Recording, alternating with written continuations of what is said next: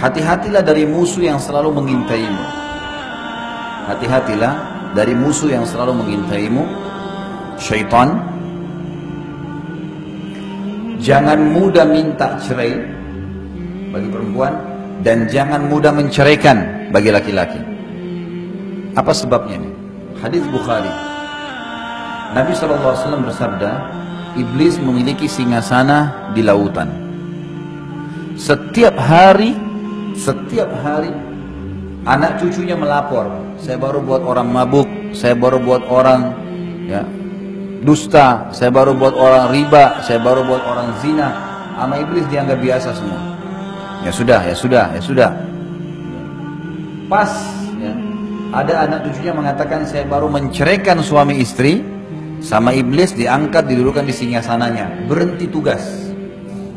Sudah, yang penting sudah rusak satu rumah tangga, cerai, itu sudah prestasi yang paling tinggi dikejar oleh iblis. Kenapa? Rusaknya rumah tangga, ributnya suami istri, Bapak Ibu sekalian, akan mengacaukan seluruh masyarakat. Karena kalau ribut dua orang saja suami istri, sudah cukup seluruh keluarganya juga ikut ribut. Lingkungan teman-temannya semua juga ikut ribut, pro kontra. Kalaupun terjadi cerai, anak-anaknya jadi kacau semuanya. Secara kejiwaan masih muda, masih anak-anak, semua terpukul secara kejiwaan. Mau ketemu ayahnya, ibunya gak kasih. Mau ketemu ibunya, ayahnya gak kasih. Dan seterusnya. Jadi memang cerai itu target utama iblis. Makanya hati-hati.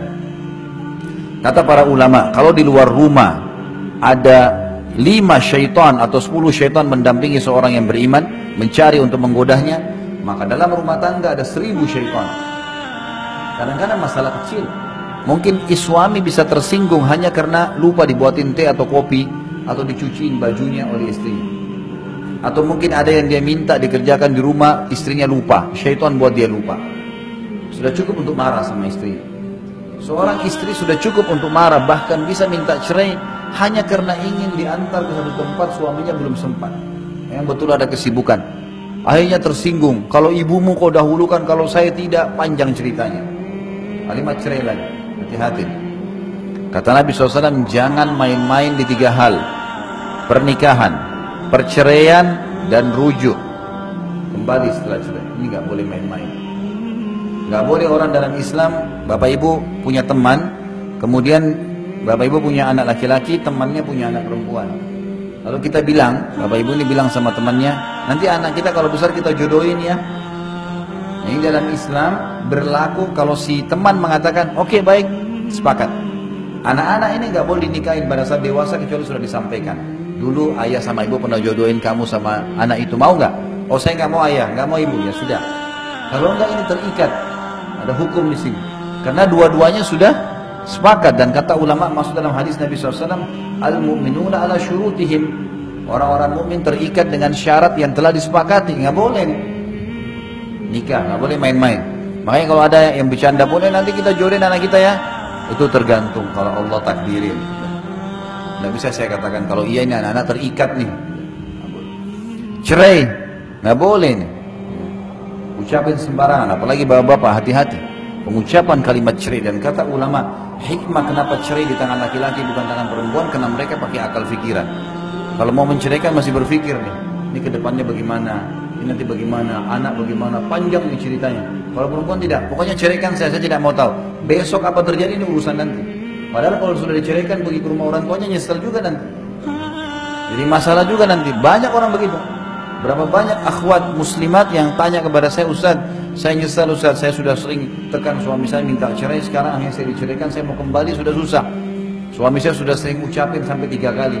Ya hukum syar'i. Kenapa ibu main-main? Gak boleh main-main. Bapak-bapak juga gak boleh main-main nih. Darurat sekali baru diucapin kalimat itu. Betul-betul patokannya adalah pelanggaran agama.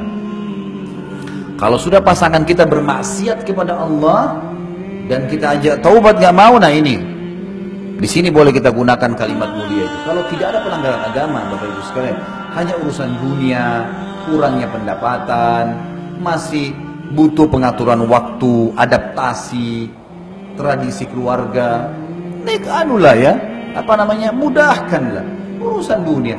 Bagaimana bapak-bapak tinggal 30 tahun di rumah tangga orang tuanya, dengan pola makan, cara berpakaian, cara ngomong, situasi keluarga ada. Ibu-ibu 20 tahun, 25 tahun tinggal di orang tuanya juga dengan pola makan, cara hidup. Berbeda ini. Tiba-tiba disatuin dalam satu rumah tangga. Apa mau tiba-tiba langsung hari pertama sudah cocok? Ada adaptasi. Ada adaptasi. Maka kita harus tahu masalah ini. Hati-hati, jangan main-main. Sampai kata ulama bagi bapak-bapak, kalau ada, saya pernah belajar fikih di tingkat 3 kuliah di kuliah dakwah di Madinah. Dosen saya dulu kebetulan wakil, kalau tidak salah beliau wakil hakim di pengadilan agama di Madinah. Beliau bilang kalau ada seorang laki-laki, istrinya lagi naik di atas tangga, bercanda, dia bilang kalau kamu naik, lanjutin jalan kamu, saya ceraikan. Kalau kamu turun, saya ceraikan. Kalau si perempuan ini tidak mau diceraikan, dia harus turun dari tengah-tengah. Karena jatuh tuh tolak, walaupun bercanda, nggak boleh. Makanya ibu-ibu jangan sering, udah ceraikan saja saya, kita sudah nggak cocok. Akhirnya suaminya terpicu, ngucapin kalimat itu, nggak boleh. Bapak-bapak juga jangan menekan istrinya dengan selalu, kalau kau tidak mau ikut, saya akan ceraikan. Kalau urusan agama boleh, ingat ya, kalau sudah urusan agama hubungan sama Allah, cerai ini boleh dipakai. Tapi kalau urusan dunia, masalah makanan, baju, warna spray, gorden, tinggal di mana dunia, nggak ada yang dibawa ke kuburan. Mau diapain tuh rumah yang oh ini di Menteng hebat, oh ini cuma di Rawamangun, saudara. Kita kalau naik pesawat yang di Menteng pun jadi kecil tuh, nggak kelihatan lagi. Apa yang mau diperebutkan? Kadang-kadang juga ini hal-hal mendasar yang harus kita fahamin ya. Hati-hati, syaitan selalu mengintai. Maka syaitan kata ulama lebih senang suami istri bercerai daripada terjadi pembunuhan di luar rumah, daripada orang riba. Padahal ini dosa-dosa berat semua nih. Tapi kalau cerai ini luar biasa. Luar biasa, si suami akan sakit kepalanya. Kalau cerai, istrinya akan sakit kepalanya. Hidup mereka jadi tidak tenang. Anak-anak jadi korban. Nggak ada orang cerai itu tiba-tiba bahagia. Omong kosong tuh kalau dia bilang saya bahagia, bohong, nggak bisa.